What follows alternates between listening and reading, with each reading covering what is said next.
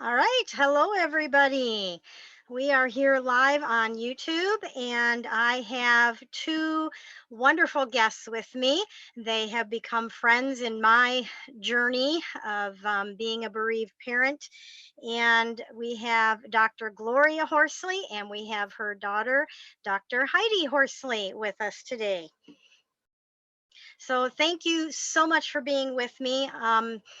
We, I feel like it's always important to talk about sibling loss Mm. because they're so rarely talked about. They're so rarely things for them. And what I want to hit really today is talking about how to help as a grieving parent. How do we help our siblings? So that's our topic today. And like I said, Gloria and Heidi are a mother-daughter team, and they're wonderful on this subject. And I'll just start out. I'm going to jerk us back a little bit because one of the reasons we're doing this is through the month of May is because of this shelter in place. And everybody is, our lives have been very upheavaled. Mhm. And for some people who are working or who already work at home, it doesn't make that big of a deal. For those who do work outside the home, this has really become a difficult time, especially for grieving parents. And Heidi, you actually had COVID-19, Yes, I did. I was diagnosed. I tested positive on March 22nd. and you were one that was pretty sick with it, fairly sick, right? Not hospital sick, but it took you out. It did. I had it for about 3.5 weeks, but thankfully I didn't have to go to the hospital, but I was anxious that I would have to. It kind of felt like a combination between the flu and a cold. Hmm. Hmm. Okay. And you are in New York? I was in New York on March 14th, but I actually flew to Arizona on the 17th, so I'm still there. I'm in Arizona Okay. right now. Okay. So I know a lot of people are not getting into the, ins and outs of agreeing with what this, that, and the other thing, but I know there are a lot of people that don't personally know someone who had COVID. And so you are one of them that has actually been through it. And you still have some symptoms remaining, you said. Well, the thing, I can't smell or taste anything. So that's kind of lingered, and it's a little frustrating because it's been a long time. It feels it's like it's been a long time, but everything else is pretty much gone, which is good because I had a cough for a long time Mm, and I had problems breathing I mean, like breathing in, it was sensitive for a long time. So everything else is gone, just the okay. smell and taste. And your son had it too, right? He didn't have it. My son and daughter were Oh, fine, but my husband had symptoms. okay. And because he didn't have a fever, he couldn't get tested. So Ah, I don't know if he had it or if he was just exhausted from hmm, caretaking, but I'm thinking he may have had it. okay. Okay. Yeah. I'm thinking a lot of us may have had it. I know, right? I agree with Yeah. you, because, Most if I people had think they've still had it anyway. yes, if Yeah. if I had been in New York when I started to feel the symptoms, I wouldn't have gotten a test. So Mm, it isn't was that ea interesting? it was Yeah. easy to get tested in Arizona. Okay. All right. Well, let's go ahead and I need to move my screen here so I can see anyone who's chatting um, on the YouTube side of things. Hang on. There we go. Okay. So if you're watching live and you have any questions or you just want to say hi, just go ahead and put them there in the chat box. And at the end, we'll try to save a little bit of time and answer any questions that come You know in what? about We sibling we'd loss. love to take them throughout. Love to what? Take questions throughout while we're Yeah. talking. Oh, yeah. Yeah. If I see them coming up, I'll nab them. Yeah. Yeah. Yeah. That's very true. So this issue of sibling grief is a huge one, and I want to start out by hearing your story. So Gloria, I'm going to let you share. How old was Scott, and how did the loss happen? Well, we lived in Rochester, New York. I was teaching at the University of Rochester, and I was actually in the area of grief and loss when we went to Washington, D.C., and my son and his cousin were driving home. It was raining hard. My cousin's son was driving, and the car hit a retaining wall and blew up, and both the boys burned to death. Mm. So Scott was 17 and Matthew was also 17. So very traumatic, sudden kind of loss for us. And at the time, Heidi was at the University of Utah. She was 20. Her sister was 19. She was also at the University of Utah. And we had a 14-year-old daughter at home, Heather. So we had I had three other kids to deal with. And the sibling losses has been quite a piece and very overlooked, very, very overlooked. I am sure people who are listening to this are wondering what can I do? That's what I wondered. I was totally feeling, worrying about my kids, but also in huge, deep grief. And so I realized over the years that I really didn't know a lot about sibling loss, and through the years, and especially with Heidi, working with her, it's really informed me about how overlooked sibling loss is. And Heidi can talk about it. I mean, she's got great thoughts about sibling loss. So Heidi, what was your reaction when you found out about Scott? How did you deal with that? How did you react? What did you do? I was absolutely overwhelmed. I remember my mother talking to me that night, and she said to me, I'm so sorry. I'm so sorry I couldn't save him," which I thought was an interesting and strange thing, I have to tell you, because at that point I was a sibling, not a parent. She wasn't with him, but yet she still felt responsible for keeping him safe. Hmm. And so I, as a sibling, didn't understand that. And I kept saying, "Mom, why are you apologizing? There's nothing you could do." But my brother was a really huge part of my life. He was really adored by his sisters. And, I confided in him a lot, even when I was at school about things. We had a great relationship. So I was his older sister by 3 years. So I never, ever thought he would die before me. I thought I would die before him. And I thought we'd grow old together. Yeah. I thought we'd go to each other's graduations, have children together, go to each other's weddings, all these events over your life course. Our kids would know each other. He'd be in my life today. So it was shocking that he and my cousin Matthew died together. I mean, I can't even, yeah, and at that point, I didn't know anyone. I was 20 years old in college, and I knew absolutely no one that had ever had a sibling die. None of my friends could relate. None of them. Because it was just so out of the ordinary. Hmm. So Yeah, and one thing, Heidi came home and she kind of took over because we were so devastated. She had an ex-boyfriend actually who came into the house and helped her gather pictures and do all sorts of things while we were. They kind of, I think maybe younger people take action. They look like they're taking action to try to help out and do something. I was just kind of a basket case basically, and so was my husband, but they did a lot. And you do depend on your kids, particularly in 19 and 20-year-old, they really, and the 14-year-old, they all, look like they were okay. Cause I guess, seeing us was a disaster, right? yeah, I mean, I was getting a lot of messages to be strong for my parents, and that the worst loss that could ever happen is the death of a child, and that my parents were going through a lot. And so I could see that they were. And so I basically helped prepare for the funeral by gathering all these photos. I remember the night that I came home to New York, where I grew up, I walked upstairs and called all my parents' friends to tell them my brother had died. Mm. Because at that point, there's just no way they could do it. They could barely speak. So I knew that I had, they didn't ask me to do it. I just felt like I needed to step into that role. And it's interesting, your old boyfriend stepped in with He you. did. He was amazing. He Hmm. came over and supported me through all this, and and helped me. So friends are important for sure. Yeah. Yeah. So Heidi, I'm curious. You're saying that that you just did it. You stepped in because you saw the need, and so you did it. Was there ever a point where you became resentful of either you're doing everything, or resentful that it seemed like your parents were acknowledged in their deep grief, but you weren't? Was there ever a time where it just really got to you like that? Yes, definitely. Um, I think that just seeing all the support they were getting, and everybody saying you have to be strong for your parents. And when I would say my brother died, people would say, "Oh my gosh, how was that for your parents?" You know, it was always about my parents. And I felt really bad for my parents because they were clearly grieving and it was very hard for them. But I definitely felt overlooked. My mom likes to tell the story about getting sympathy cards because this is in the 80s when you didn't have the internet.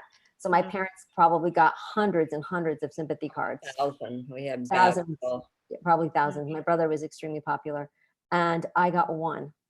Mm. So I still remember her name, Brigitte Finnerty. In fact, she had a little brother named Scott. So I think she identified in a way, but that was the only one I got. So yes, I think that was really hard. And the other thing that I did, because I was given a lot of messages, not from my parents, but from other people, because my parents weren't telling me this, I felt like I needed to be a listening ear to my parents. And I needed to sit and listen for long periods of time about reminiscing about my brother, about what was going on. And as a 20-year-old, that's a lot because you still want to have one foot in the normal 20-year-old world. You don't want to be fully in the grief world because you want to at least appear like you're normal, even though you don't feel normal anymore. So that. I remember we all slept together. Do you remember that, Heidi? Yes. Yeah, we all slept in the same, but we had a recreation room and we took Sleeping bedding bag. and slept down there for a couple of nights. And then Heidi's 14-year-old sister said, I can't take this anymore. I'm not sleeping down here another night. So she was the one that ended that as an example of, you know, siblings having to deal with this crying and grieving, and, you know, that whole thing. Yeah, it's hard to see your parents that devastated. Yeah. And so Scott was, so you had two, Gloria, you had two that were out of the home, and then Scott, and then the younger one that was still home, correct? Home, which is a whole other issue for Heidi. You know, Heidi, I've talked about this over the years. A couple of things that she might want to mention that she was not happy about. Number one, I let Scott's friends go in and take stuff out of his room and didn't consider other people. And number two was that the child that was still at home got a lot more sympathy, it seems, than the ones who are not home, when the reality is, in a lot of ways, it's harder for them because they don't have anybody acknowledging them at all. Whereas the 14-year-old's home, and it's hard for her because her brother went to the same school and everybody's making an overly fuss about her. And then, so Heidi, you can talk to those points. I think you're making a good point. I think it's just hard for everybody. But for some reason, society in general wants to figure out, there's a hierarchy in grief, and they want to figure out whose loss is worse. So you're constantly feeling like people are comparing, well, Heidi's loss probably wasn't as bad as her other sister because she was away and she physically didn't live in the same house. You know, so you hear people trying to say that when the reality is it was super hard for me for different reasons, because I had a very different, as an older sister, I had a very different relationship with my brother than he had with his younger sister. And we were all very close to him, but we just had unique and different relationships. So yeah, so that's the hard part. And I'm sure it was hard for my mom because her two kids were in college and she didn't know what was going on with us. And then yet she has a teenager at home, which is difficult as well. About the room thing, Heidi, talk about that. Oh, the room. You mean his friends coming in? Yeah, and you're not being able to. Yes. So anything about his room. Yeah, my parents wanted to give his friends an opportunity to take whatever they wanted out of his room, thinking, well, that was a nice gesture. So his friends swooped into his room and basically took everything. They left a few things, but they took the things that I cared about the most, that I wanted. And I couldn't get them back because they weren't there anymore. So I was mad about that because I, as his sister, felt like I should be the first one in there. I should be, with my two sisters, the first ones in there to be able to take things and be able to keep some of his things. Which, as you know, it seems like on the outside looking in, you think, well, of course, how terrible of Gloria, of the mom, to do that. But I can tell you, you just are not thinking clearly at all. Are you? No. You're just not. You just don't think clearly. You just don't. I had actually an email yesterday, which was interesting on this topic. So I Mm. want to read it to you. Um, this woman wrote, her name is Jody, and she said, I have a 17-year-old daughter, and she will not have anything to do with me since my son died. I feel like I've lost both of my children. She's fine with everyone else but me, and I just don't understand why. That's my greatest struggle at this time. I have lost all hope. And I know for me, I think we've talked about, we had a similar thing with my daughter. I have 5 children, and Becca, the one that passed, is the oldest. And my other daughter just completely pulled away from the family. I mean, she like moved out of the house, emptied the stuff out of her attic. I mean, she just severed herself from the family for probably about 3 years, where she just really wanted nothing to do with the family. And I do hear from a lot of parents who struggle with that same kind of a thing. They feel like my child isn't grieving. They won't talk to me about it. And they have all these concerns because it's like they lose the relationship with some of their other children. Is that fairly typical? I would love for you two to talk about that. And Heidi, let's start with you. Why do siblings struggle like that sometimes, where they just pull away from their parents? Because it's like we just want to everybody come here, nobody ever leave again, and we want to be closer than ever, Right. and our kids are just like walking away from us, some of them. Right. Because teens and young adults are trying to separate and individuate. So when you have a child die, the parents are they're descending on you, trying to pull you back into the family at a time where you don't want to be pulled back in, and you want to kind of have one foot in a normal life. And I actually moved to New York City for a year after my brother died, but then I left and then I went to California for almost 3 years. And my parents were in New York, so I needed the distance, and I needed to be able to have a life of a 20-something-year-old, at the time. So I totally get why siblings do that. I mean, this isn't the life we planned. It's not the life we wanted. And living in a bereaved family really sucks. And so I think just sometimes you need some distance from it for a while, because it's really overwhelming to see your parents so sad. And it's also scary, I have to say, just because Mhm, it's something you've never seen. I'd never seen my parents this devastated. And then there's nothing I could have done to fix it. mhm. So you think some kids, they just basically kind of bolt because it is so scary to see your parents that way, and you just don't know. And there also might be some demands with parents of let's talk for long periods of Mhm, time about, let's process the grief, let's talk about the grief, let's sit around and reminisce about Scott, at a time where I could do that for short periods of time, but I wasn't interested in doing it as long as my parents wanted to. mhm. I, And I that is do. something another that a lot of parents say is, I can't get my kids to talk about, Yeah. their sibling. Mhm. Yeah. So they Right. have And different needs than parents do. right. And my mom and I always say, Mom, you can weigh in on this in a minute.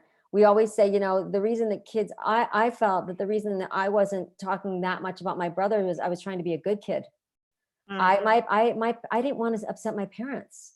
They were already upset. I didn't want to add to that. So I kept my grief to myself. I grieved on my own time, but often not with my parents, because I mhm, didn't want to make their grief even bigger. And I didn't want them to have to feel like they had to take care of me and calm me down, because they were in enough distress without me being a burden too. mhm. Do you have thoughts about this? Do I? Yeah. I mean, especially about why would kids Well, leave. listen to that laugh. Do I? That was more like, do I? Oh my goodness. I think that you have to realize how individual your children are Right. and how individual grief is, and you can't fix them. There's no way you're going to be able to fix them. They're going to do what they do. They're going to live their life. And, Heidi's younger sister, who does all our tech work for us, didn't deal with Scott's death in a way that I would call deal with it for many, many years. She was a Grateful Dead head. She went her own way. She kept You don't- her headset on all the time. She what? She walked around the house with her headset all the Oh, time. yeah. She had her Mm, set on all the mhm, time. She just went off on her own path and did her own rebellion. But the question in my mind is always, she might have done it anyway. I have Mhm. no mhm, idea. You have no idea what your child would look like had they not had the loss. They may look very similar, they may look very different, but they're going to do their own thing and they're going to go their own way, and do it the way they do it. And I know a lot of people, I've talked to a lot of people, are distressed about people in their 30s mm, that won't they've got their own families, and they won't deal with it. Yeah, I've lost a child and I've got a 30-year-old, they've got kids, Mhm. everybody's not going to do it the way you do it. And right. the other thing is, I think parents, we're pretty snobby about our grief. We know, we know that this is the worst thing that can ever happen to anybody. And if you haven't had a child loss, you don't know. Right. That's Mhm, pretty snobby. The reality is you only know what you've lost. Right. If the only thing you've ever had is a hangnail is a hell of a thing. So get real. Your kids don't know how it is to lose a child, and you don't know how it was for them to lose that sibling. Mhm. mhm. Yeah, that's very true. Gloria, what advice would you give to parents who feel like I've lost both of my kids, like this one email, because my other child is just totally pulled away from me and won't have anything to do with me, and I feel like I've lost a second child. Do you have any thoughts or advice? What's What her what do name? you tell parents like that? What's her name? Well, this woman's name is Jody, but I've heard it Jody. from Okay, multiple. just to say to people like Jody, Yeah. find yourself and you'll find your child. It's not Mm, your child you've lost yourself. ooh, Mm. that's good. That is Wow. good. I So like that. find yourself, be the person that your child wants to know, Mm, Mhm. and that you want to know yourself. Find yourself. A- mhm, Find And your own and the interests. more Find demand yourself. and the more demanding parents are, the more we're going to pull away. So in other words, if my mom when my mom would bring up my brother and talk about him, sometimes I wouldn't respond.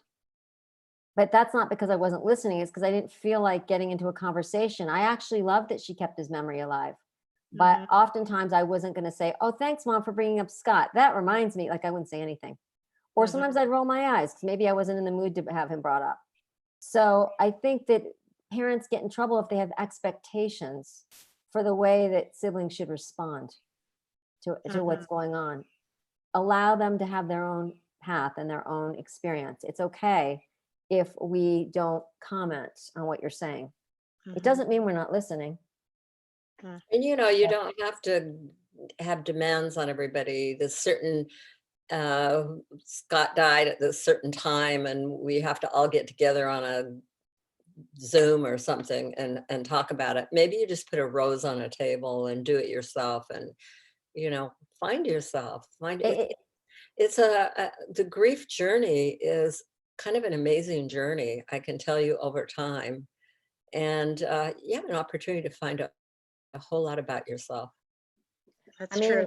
it's complicated because siblings and parents grieve very differently. I mean, and in families, people grieve, even within the sibling relationship, we grieve differently. My parents like going to the cemetery. If I never went again, it would be a day too soon. I don't like it. I don't like anything about it. So, I go for my parents. I go for my parents because I know it means a lot to them. And I hear siblings over and over and over saying, my parents don't really know this, but I don't like X, Y, and Z, but I'll do it because it makes them happy. Hmm. So it could be just that some of these parents just have kids that just like, I'm just not gonna do it.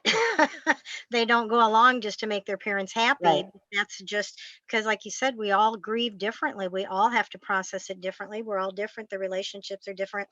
You said something, Heidi, that um, reminded me of a question I wanted to ask, talking about going to the cemetery, Mhm. that your parents went a lot. And it seems like there are parents who um and it's, at the beginning we all know it's so fresh that you're just lost in the grief and consumed by it. But then as you start that journey and you start getting down that road a little bit, there are parents that will almost like build a shrine to their child in their house, like front and center, walk in that front door and they're just plastered everywhere. Or like the parents that, okay, like Gloria said, we're going to the cemetery on this day, everybody better be there, and they drag their kids whether they want to go or not. Is that, well, we know obviously it's not helpful. I guess, how can, what can you say to help ease these parents that feel like, they just have to have the lost child, the one that's not there anymore, front and center? I know from, I didn't do anything like a shrine or anything like that, but my daughter did tell me, and I found out this was common. I was just devastated by it. But because she saw the depth of my grief and how I was so unable to function for a while and things like that, she actually told me that she believed that I thought the wrong daughter died. Oh yeah, we all think that. That's how she interpreted my grief. Yeah. Okay, Heidi, go for it. Talk about it. That's a completely normal feeling. And I felt the same way, because when Scott died, it took up so much emotional and psychological space in our family. It all of a sudden became all about him, and and our family, it was like, it was a double loss. I lost not only my brother, but the emotional availability of my parents. I also lost the life I once knew. I lost everything I once knew. And so, you feel like, wow, I wonder if I died, if it wouldn't have been as bad, if my parents wouldn't be, if our whole lives wouldn't have, changed like this, if they wouldn't have been as devastated. I think, that's, in my case, my brother was the only boy in a Mm, sea of girls. He had 3 sisters. So I think that was also something that I dealt with, because my dad doesn't have any brothers. My brother carried the family name and he was the only boy. And so that was an added, for me, piece of guilt. My sister, we definitely all had survivor guilt, my sisters and I felt the wrong child died. And the other thing I'm always saying to parents, and my mom knows this, we both say it, make sure you have the same amount of photos of the living children as you do of the deceased children in your home, because we count them.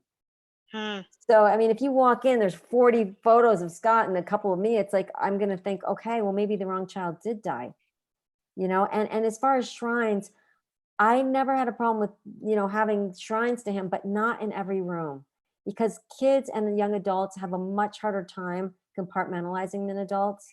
And we have to focus. I was in college. We have to concentrate.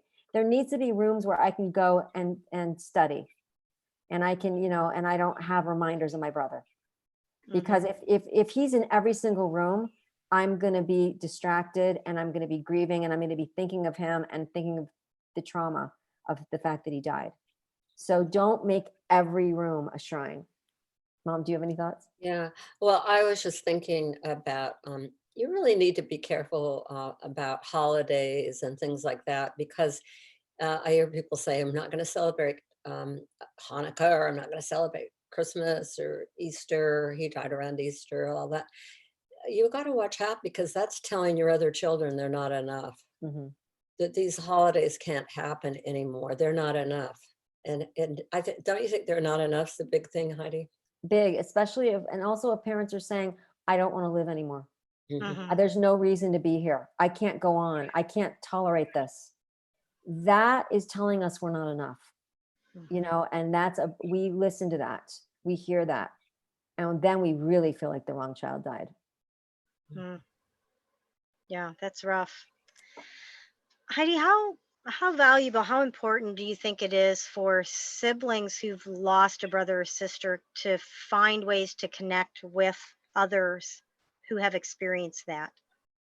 I think it's really important and invaluable, because, like I said, I didn't know anybody initially that had had that experience. And so people tend to minimize it and focus on my parents. And once I got around other people who had lost brothers and sisters, I realized that most of what I was going through was normal.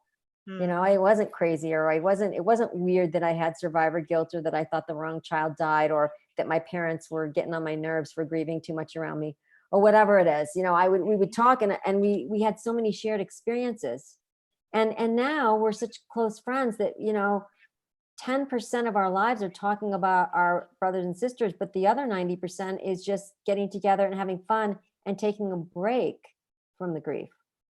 Mhm. So, because siblings need breaks. I was from the going to say, and intensity you of guys it. have some the compassionate friends or sibling groups. They have some good laughs.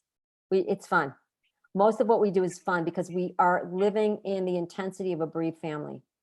So when we go to compassionate friends, we want to let loose and have fun and not feel guilty about having fun because we're together, so we don't feel guilty. Mhm. Yeah, I loved like being at Compassionate Friends, and they always have at their national conferences 1 or 2 sessions with a panel of siblings. Mhm. Yeah. Um, the sibling track parents aren't allowed to go to. You got to stay out because they've got to be able to be free to talk about whatever they need to talk about. But they do open up a couple of sessions, and they put up a panel up there, and they'll share their story and what it was like for them and how they dealt with it personally as a sibling. And then they just open the microphone and let parents ask questions, and it's a really good thing. I don't Is there anything out there that you know of that parents where they can go and find out more about what sibling grief is like? You have stuff on your website, don't you? Yeah. We have a lot. We've got a lot of shows. We have a lot of content. We have a lot of cable shows, podcasts, and articles about it. Just because we really have tried to make it a point to get the sibling voice out there. Mhm. Yeah, and I'm not wrapping it up, but since I brought Yeah. up the website, it's opentohope.com, right? Is it Right. .com? Yeah. Yeah, opentohope.com. opentohope.com, and everything's tagged for content. So you can go on and just ask about sibling loss. You can ask about sudden death, long-term death, but it covers all losses, even loss of a spouse or a parent or whatever. But we have a ton of information for you there. Yeah, and you're one of the most looked up websites on grief, aren't you? One Yep, of the I top. think so. We have about 1 million people that listen to our podcast every year and about 7 million that visit our content. Yeah, yeah. So those of you that are watching, so far we just had Connie that has just been, it's thankful for your help. She's been listening. So if people have joined on late, if you have any questions about helping your children with sibling loss, or maybe even you're a sibling and you need help in helping, have a question on helping your parents, or what should I do, go ahead, and there's a chat box. You can put your questions in the chat. And I know a lot of people watch these afterwards because they're recorded. So, Gloria, with all the years of experience that you've had in walking alongside parents and helping them, do you have anything specifically that's just, I just think parents need to know this to help their other children with the loss of their sibling? Mhm. Well, I think one of the things that's helped me most with my kids and with Heidi is the reassurance from them that I did the best I could at the time. Mm, I mean, I tell Heidi many times, I was a terrible parent. That's how you feel about it. You're just mhm. not a great parent at that time. But the reality is, we're doing the best we can, right, Heidi? Absolutely. I mean, we definitely feel like our parents are not, they're bringing home their A game. They're not the parents we had before, at least initially. But we can hear them crying, and we can see how distressed they are, and we look at their faces, and we hear them crying through the wall, and we know what's going on. We make it a point. We make it a point to know what's going on because we're worried about them, and so we realize that they're in major grief. Even if we leave the house and move away, we know that. So we know that they're doing the best that they can given what's gone on. And I'll say I went through some rough times, particularly with my 14-year-old, and just hang in. It took Heather years, Mhm. and years and years and years to finally come around. And she asked if she could do our tech stuff on Open to Hope, which was a surprise. And she would never go before the camera now, but she listens to all our shows. So she certainly gets a lot of data. But and she's fine about it, but she still is not one that will talk about her brother, Hmm. out and Right. open. And Right. that's the way it will be, people, and you're okay, you'll be okay. And, to parents, you'll be okay. You need to take care of yourself. And, your kids want it. Everybody wants to be with somebody who's doing something, got a positive attitude. And over the years, I think it takes years. When you get to that point, your kids will come back. Well, the other thing is, like you're saying, Mom, everybody handles this differently. And I think if parents put too many demands on their kids about, okay, now we all have to do this, and now we all have to sit down and look at picture books, and now we all have to light a candle, that is really annoying. Mhm. And that creates a lot of problems in families. And I've got a friend that said that her parents want her every year to go to a restaurant, order a cake, and sing to her brother in a restaurant. He's not there, he died. And that the parents love this ritual, and she hates it. She doesn't want that kind of attention. Mm-hmm. It's so painful for her, and she keeps telling her parents, I don't want to do this. But then she feels guilty, so she feels like, oh, I have to because they're grieving parents. Mhm. Mm. So I think one thing that parents could really benefit from is the compassionate friends, mhm. or bereaved parents, or Helping maybe parents your own heal, local chapter. Pardon? helping parents heal. Yeah, Helping Parents Heal, great organization too. Those are the three major: Compassionate Friends, Bereaved Parents USA, and Helping In Parents other Heal. words, connect with other parents who are Yeah. willing to walk this with you, who are ahead of you on this journey. Yeah, and the thing is, if you go to like the Compassionate Friends and Bereaved Parents and Helping Parents Heal, they're working with sibling groups, and try to get your siblings there. Really find out where the conference is and tell them you'll take a trip around that area. Bribe them, do Mm. what you can to get them there the first time. And or you may have to tell younger kids they have to go. They don't have a choice, because it's so great when they finally get there, isn't it, Heidi? And for the younger kids too. Well, I think if you're going to bring them, it's going to be hard to get them there the first time. Some of them Yeah. go to the sibling table and say to the siblings, look, my kids are here and they don't want to be here. Help Mm. me. Help me out, because we'll go into full gear and go get them, and we'll make them feel included, but pass it off to the siblings Mhm. and then leave and then walk away. Because Mm. the thing is, it's hard at the beginning. You don't want to go because you're like, I don't want to sit around and watch my parents be sad. I'm not Mhm. into that. But then when you realize, okay, I'm not even going to see my parents, and we're going to have we're going to have fun on our own. We're not even going to be in the same part of the hotel doing our workshops. It changes the dynamic, and then you have friends for life. And I know siblings that their parents dragged them to a first Compassionate Friends conference, and now their parents don't even go, and they still go. Mm.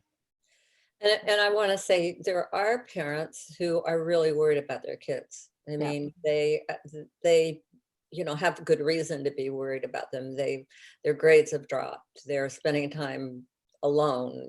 Whatever. It's hard to say right now because right now is such a weird time.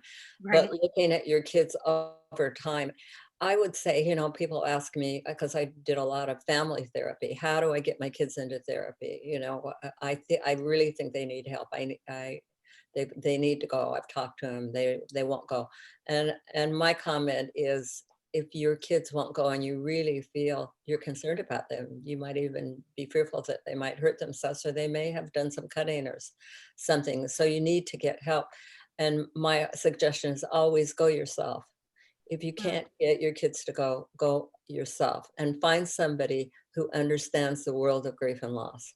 You don't need somebody who's going to want to go back to your childhood and discuss your Right. history. You- Exactly. That's not Yeah. the issue. Well, it's a good point, Mom, because I am in private practice in New York City, and I have parents that I see that come in and say, Heidi, I need to bounce things off you about my children. Help me. I don't know if I'm doing this right. I don't know if this is normal. And so, I mean, that's like you said, Mom, not only do I give them therapy, but I help them navigate the waters of parenthood with surviving siblings. Mhm. So, I said once, someone said to me, yeah, I have a kid. I don't know. He won't talk to me and he doesn't want to come to TCF and he's 15 and, I don't know what to do. What do you think? And I go, well, you know what that's called when you don't want to go to Compassionate Friends and you don't want to talk to your parents about the loss? It's called a normal kid. Yeah. Because who wants to be in this life at 15 or at 20 or any time for that matter? Nobody chose this. It's Hey, a how do tough you place to think be. about interviewing your therapist? Because I think people need to know that they can do that.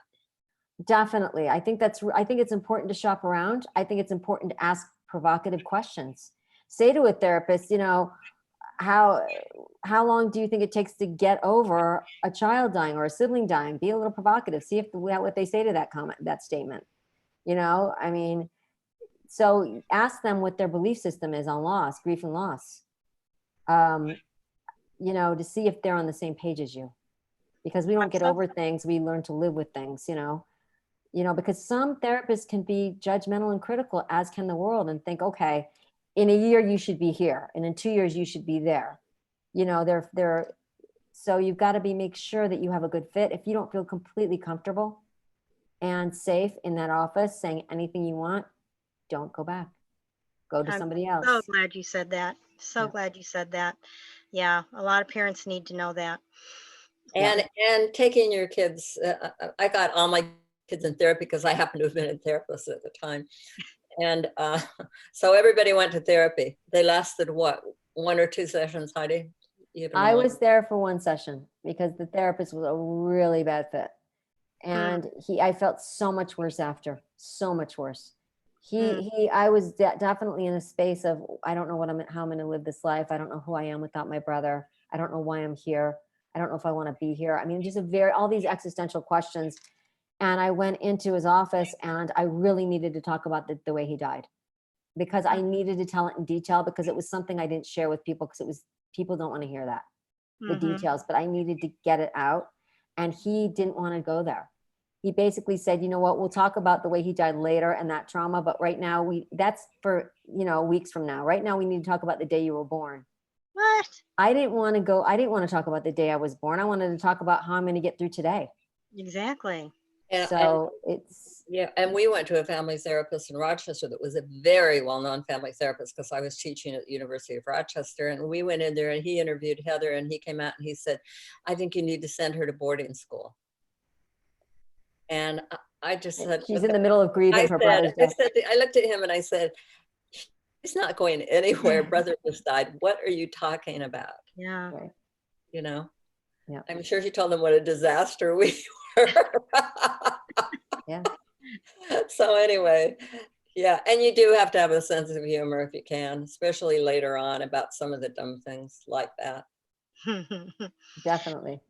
Heidi, would you talk about just maybe give an explanation? I don't know if very many parents hear this, but I hear that one way the loss of a sibling is you've lost your past and your future.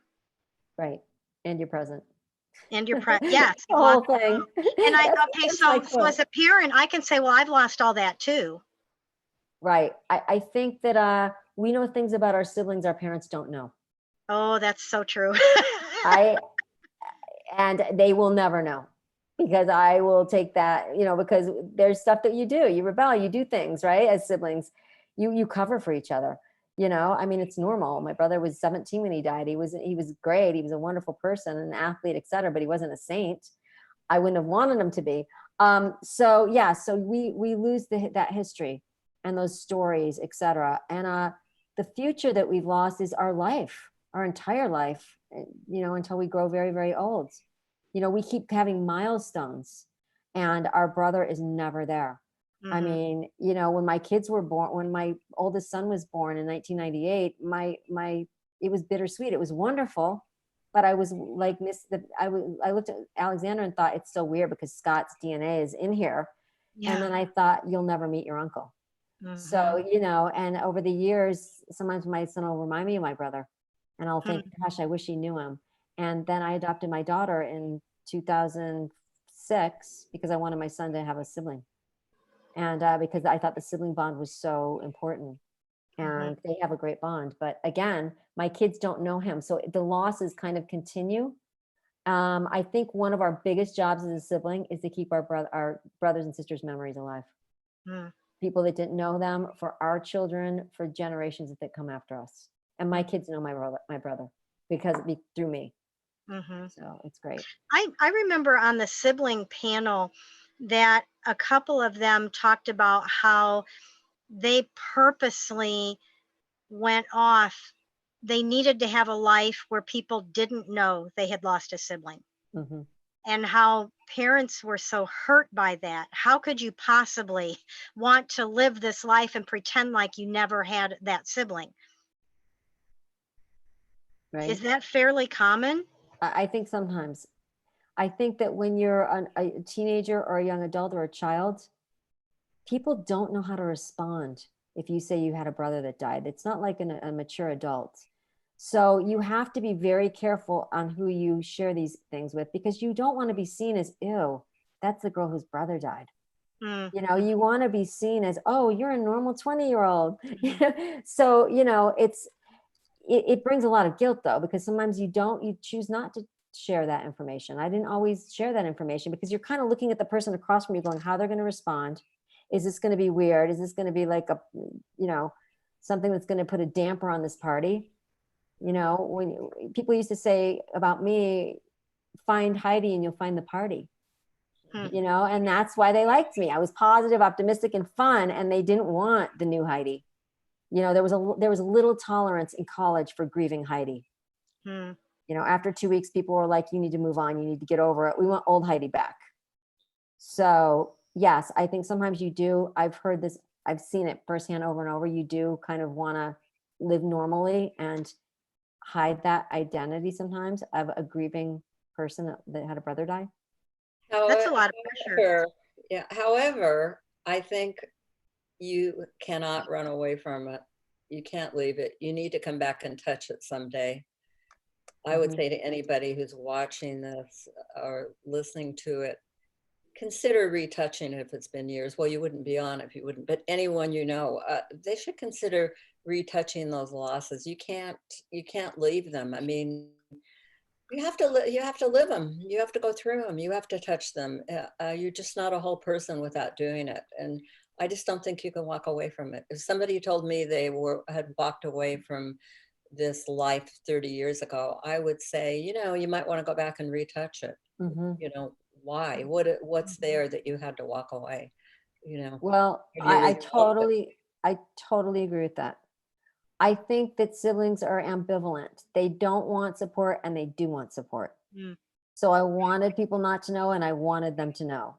And the other thing is about mom not dealing with it. I think oftentimes what I see with sibling loss is siblings will put their grief and their loss on a shelf for years until the family is until the parents are in a more stable place and the family's in a more stable place, and then they'll visit those losses. mm. So I do see them putting it on hold more than parents. Parents are diving right into the deep end. Siblings are walking in the shallow end first. Yeah. And it sometimes takes a while. Sometimes they haven't, like you said, Mom, they haven't grieved it. And they're like, okay, I need to do this. Because Well, it's We creeping up can't on me. force them to do it. No. our pediatrician said about my 14-year-old, he said, Gloria, don't worry as much about it as you are about her, because she's developmentally going to grow up. There's nothing you can do to stop her from growing up. She's going to. You're not in any control of this. Give it up. Heidi, there's something I remember last time we talked. You talked about the strengths, the good things that can come. Can you share some of those things of having a sibling loss? That there are, not that we're ever glad we've lost this family member, but that siblings are so resilient that there are certain qualities and strengths that they have because of it that a lot of people don't have. Yes. We've done some shows on this. It's called post-traumatic growth. And so basically what it is that when someone has had a loss, and siblings particularly, because they're young and they're, very impressionable, we can grow in profound ways after that traumatic loss. And the research supports this. This is research based. So what it shows is that siblings are more able to handle adversity in the future. They're more empathic. They're more likely to be able to support other people who are going through a hard time. They appreciate relationships more.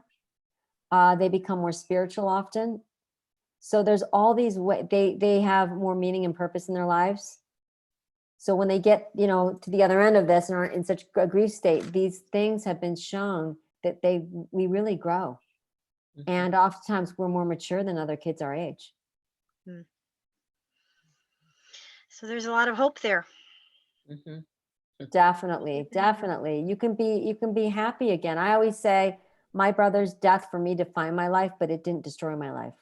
Mm, And initially I thought it had, mhm, but it has in no way destroyed my life. My life is a good life. I'm happy. I've met amazing people, and my brother is still in my life in a different way.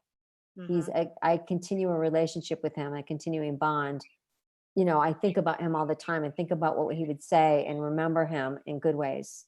So he's always in my thoughts. But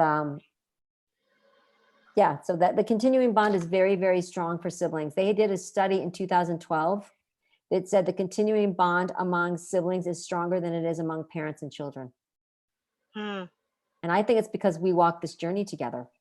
We're mhm, travelers in life together. We walk the path together through our lives. mhm. So, and Right, Scott still is my guiding light. He's still walking the path with me, just not physically here. right, exactly. Well, I do have a couple comments here. I don't know if they're necessarily questions, but someone says we lost our middle daughter. Our youngest is struggling, and our oldest pretty much cut off her relationship. It's very hard. I was also very close to my daughter's husband, and now we're not. The oldest cut off relationship with us. It feels like more loss. And that's somewhat common, isn't it, to lose your like son-in-law, daughter-in-law, in a sense they kind of cut you out too. I know that's a whole different side of sibling loss, but since it's been brought up, that is fairly common. Mhm. Eh, Go What's your ahead. thought, Mom? No, go. Yeah, yeah, that other family, that's a really gnarly thing. I mean, it's hard. Even sometimes feel siblings, many siblings are upset when their sibling gets into a relationship and marries somebody and Mm, they don't have the same relationship. So look at it. It's a normal thing to feel a little jealous or a little bit missing your brother or your sister and they don't come and spend time with me like they did. There's that cutoff. But then take a magnifying glass and magnify it about not seeing them at all. They've died, and now you maybe don't see your nephews and nieces, mhm. and you don't see, that other whole side of the family. So, it takes it takes a certain amount of energy to keep those relationships going. It takes a Mhm. lot of empathy, and it takes a lot of sometimes swallowing your pride and letting people know that you care about them, and then also realizing that maybe it's just not going to happen Yeah. with those relationships. I don't know what your thought is, Heidi. Well, I'm thinking about the book that you wrote years ago, the the in-law survival guide. Right, Mm, exactly. I wrote a whole book about it. So ah, I didn't know that. I'd have to check that out. Yeah. about those relationships are very tenuous as they get away from the immediate family. So there's a lot of connection there. It is difficult. And I feel for people because the reality is grandparents have no rights. And so a grandparent has no legal right. So if you've lost a child or if a sibling's lost a sibling who's remarried and got that whole other family, there are not a lot of Mhm. rights there, legal rights. So you have to realize that anything is got to be with goodwill, and Mhm, you have to It, figure out how you're going to have it that. is really hard because sometimes the grandchildren are your only link to your deceased child. Mhm. And mhm, not to see them is heartbreaking. But like my mom said, sometimes it's out of your hands because you don't have any rights. mhm. So it's a tough thing, definitely. Yeah, To well, keep, I believe it or not, Wisconsin has a law, a grandparents clause law that wow, deals with that issue Oh, because it is so amazing. common. but And but how would you like to get into it with the legal system? well, see, that's just it. We the reason we found out about it was because our son-in-law pulled away and pulled our granddaughter away. Oh my And, goodness. um, and so we did find out there was this law that we could take legal action. And so we let him know that and let him Hmm. know that we didn't want to. And so he eventually allowed restoration but yeah, that's really rough. That's really rough. And yeah, it's hard place to be. Yeah, well, it sounds like a little bit of getting serious was getting real with someone and saying, look, I will pursue it if I have to. That ended up being a good thing, it sounds like. Yeah, you better Yeah. check your state laws first. Yeah, right. So I think the only other thing we have here is Eric says, listening this evening reminded me that everyone grieves differently and in their own way. Yeah, Yes. Amen, Eric. Yes. that's for sure. So I Mhm. think we're almost at an hour, and I think that might be a good wrapping up spot. That it includes our children.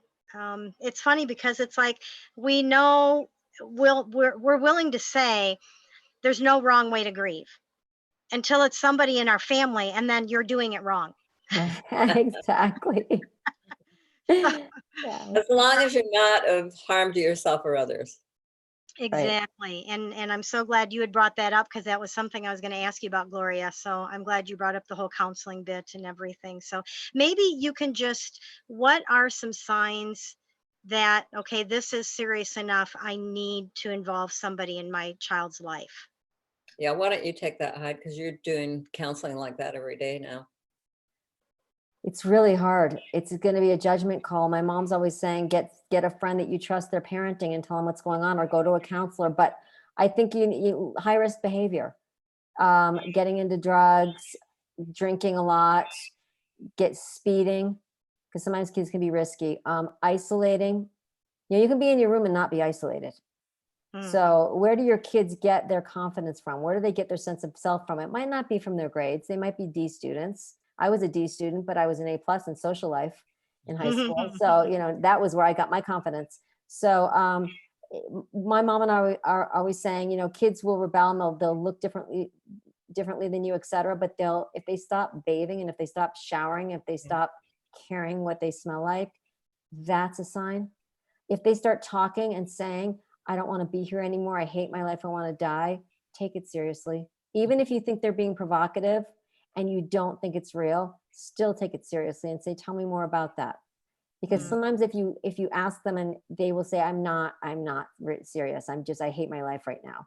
Yeah. But I have hospitalized 2 teenagers that's parents said, oh, you're just being ridiculous, you're being histrionic, and you're being dramatic. And the teenagers attempted suicide because they were trying to show Mm. their parents that they were serious. So Mm. take it seriously, even if you don't believe that it's going to happen. I think one thing we need to, a lot of times people who have had a sibling or a child die may say, I wish I were dead. I wish I could Yes. join them or whatever. But if you really ask them, are you Yes. serious about it? No, I'm not. I wouldn't do anything like that. I'm not thinking about Yes. that. They'll just say it in the moment, but do take it seriously, because just taking it seriously can diffuse it. Mhm. And it can make them feel heard and validated and acknowledged. Listen to your kid, validate and acknowledge and hear your kids. Sibling loss is super hard. Don't minimize that. It's really, really, really hard. So yes, and like I said, if you have any questions at all and are worried, call a hotline. Mm. And let them make the assessments, because sometimes these assessments are hard to make. Like my mom said, sometimes, especially if you're a teenager, you rebel. And it's hard for parents to know, okay, is this part of the grief? Have they gone too far? And sometimes parents don't really know what's going on either. They don't know how far the rebellion has gone. So, and if their kids are at risk. So most kids aren't at risk. Most kids that are grieving they're going to move through it, and they're going to end up being okay in the future. I know parents get really scared that it's going to ruin their entire life. And most of the time it doesn't. So also, Compassionate Friends has a couple Facebook pages that I would highly recommend for bereaved siblings. They have a Sounds of the Siblings page and a TCF Sibs page. Mm. They're Facebook pages, and they're only for siblings. So Okay. that's a good place for support. Try to guide your kids in that Yes. direction. Yeah. Yeah. Well, thank you so much, you two. And it's always good to land on some hope at the end there, that for the most part, siblings, your kids are going to be okay, and Yes. they'll come back eventually after they've worked through it in their own Yes. way. They'll come back, and you'll be a family again, and Yeah. it won't be the same family. It's just impossible. Yeah. But it'll be a family of love again, and laughter, Mhm. and good times. So, Gloria, would you please close us out with your saying that you always end all I of love it. your programs I would with? love to.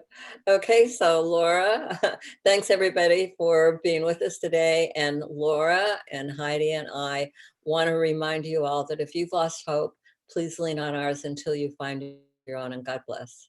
Yes. All right. Bye. Thanks, Laura. Thanks for all you do. Yeah. Thanks, Heidi and Gloria.